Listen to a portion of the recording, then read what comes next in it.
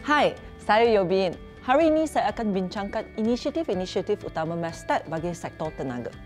Kerajaan baru telah menetapkan sasaran untuk meningkatkan tenaga boleh baru dalam campuran elektrik dari 2% sekarang hingga 20% menjelang tahun 2025.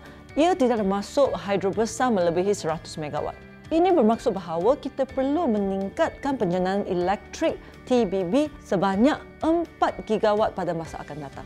Ini adalah cara kita melakukannya. Pertama, penambahbaikan polisi net energy metering dan memperkenalkan solar leasing. Inisiatif ini adalah untuk menggalakkan pemasangan panel solar di atas bumbung. Untuk pengetahuan anda, terdapat 3.2 juta landed house, 450,000 lot kedai, 90,000 kilang teres, 21,000 kilang stand-alone dan 1,000 shopping mall di Malaysia. Ruang ini boleh digunakan untuk memasang panel solar. Dengan itu, kami telah menambahbaikan polisi NEM, di mana mulai 1 Januari 2019, harga jualan dan belian elektrik adalah berasaskan one-to-one offset basis. Pembaharuan polisi ini menjadikan pemasangan panel solar di atas bumbung lebih menarik untuk sebahagian pengguna elektrik. Mekanisme NEM yang ditambah baik ini bukan sahaja membolehkan pengguna menikmati bil elektrik yang lebih rendah. Pada masa yang sama, ia juga meningkatkan pertumbuhan industri solar di Malaysia. Sebelum penambahbaikan mekanisme NEM, kadar pemasangan panel solar dari segi tawaran kuota adalah sangat rendah, iaitu 17 megawatt sepanjang 3 tahun. Selepas penambahbaikan NEM, sebanyak 11 megawatt telah ditawar dari Januari hingga Februari 2019.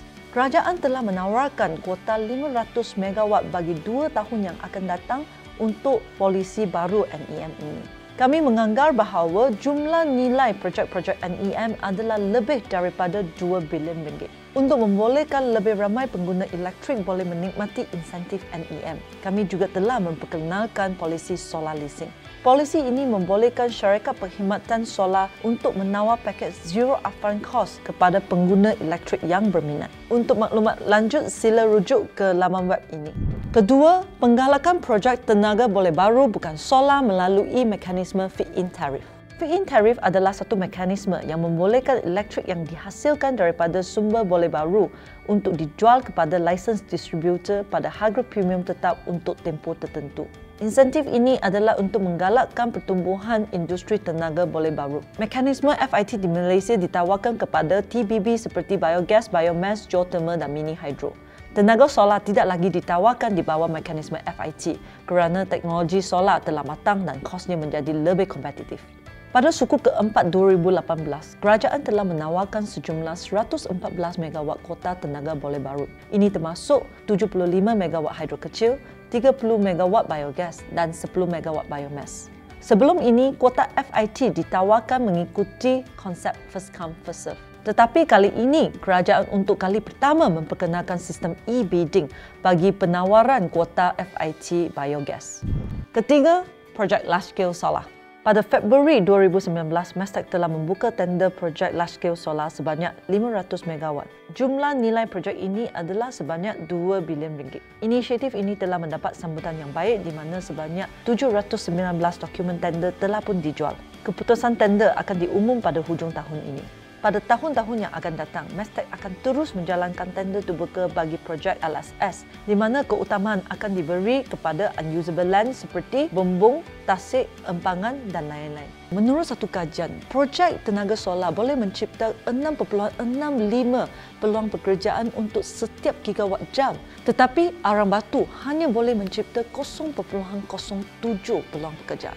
Ini bermaksud bahawa projek solar boleh mencipta jauh lebih tinggi peluang pekerjaan daripada projek arang batu. Oleh itu, dengan menggalakkan pertumbuhan industri tenaga boleh baru, kita boleh kill two birds with one stone.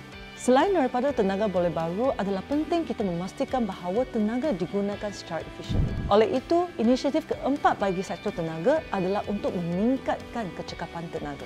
Menurut satu kajian yang dijalankan oleh EPU dan UNDP, Malaysia mempunyai potensi penjimatan tenaga sebanyak 47 bilion ringgit dari 2016 hingga 2030 jika kita dapat meningkatkan kecekapan tenaga. Kajian tersebut juga menunjukkan bahawa salah satu halangan utama dalam pembangunan kecekapan tenaga adalah ketiada rangka kerja pengawasaliaan. Dengan ini, Mestek sedang dalam usaha merangka Akta Kecekapan dan Konservasi Tenaga. Kami menyasar untuk membentang draft rang undang-undang ini dalam masa 1 tahun. Sementara itu, kami juga telah mengkaji semula dan memperbaiki Pelan Tindakan Kecekapan Tenaga dan menetapkan sasaran untuk mencapai 8% penjimatan tenaga melalui pelan tindakan ini. Salah satu fokus utama dalam inisiatif kecekapan tenaga kami ialah penggunaan elektrik di bangunan. Untuk pengetahuan anda, penggunaan elektrik di bangunan merangkumi lebih daripada 50% jumlah penggunaan elektrik di Malaysia.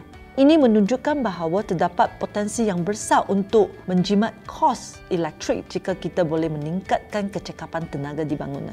Kerajaan berhasrat untuk lead by example dalam usaha meningkatkan kecekapan tenaga bangunan. Baru-baru ini, Kabinet telah meluluskan projek perintis kecekapan tenaga melalui mekanisme Energy Performance Contract. Saya telah menjelaskan mekanisme EPC di sidang Parlimen pada 1 hari bulan November 2018.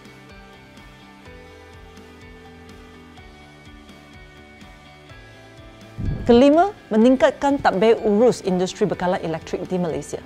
Tidak lama lagi kami akan mengumumkan perancangan MESI 2.0. Rancangan ini melibatkan langkah-langkah pembaharuan industri pembekalan elektrik agar ia lebih berdaya saing dan bersedia untuk menghadapi cabaran-cabaran akan datang. MESI 2.0 akan memperkenalkan lebih banyak persaingan merantasi rantaian nilai bekalan elektrik. Selain itu, ia juga akan memberdaya pengguna dengan mewujudkan lebih pilihan kepada mereka dan lain-lain. Keenam, menambah baik bekalan elektrik di Sabah. Secara purata, setiap pengguna di Sabah mengalami gangguan elektrik selama 4 jam setiap tahun. Ia adalah 5 kali ganda lebih tinggi daripada pengguna di Semenanjung Malaysia. Oleh yang demikian, kerajaan komited untuk mengurangkan kadar SAIDI di Sabah daripada 261 minit pada tahun 2018 ke 100 minit menjelang tahun 2022. Lebih daripada 50 projek penambahbaikan bekalan elektrik sedang dijalankan di Sabah sekarang. Mestek akan terus memantau projek-projek ini untuk memastikan kerja-kerja penambahbaikan boleh berjalan dengan lancar. Ini adalah inisiatif-inisiatif utama bagi sektor tenaga untuk memastikan bekalan tenaga di Malaysia mencapai keseimbangan energi trilema, affordability, reliability, sustainability.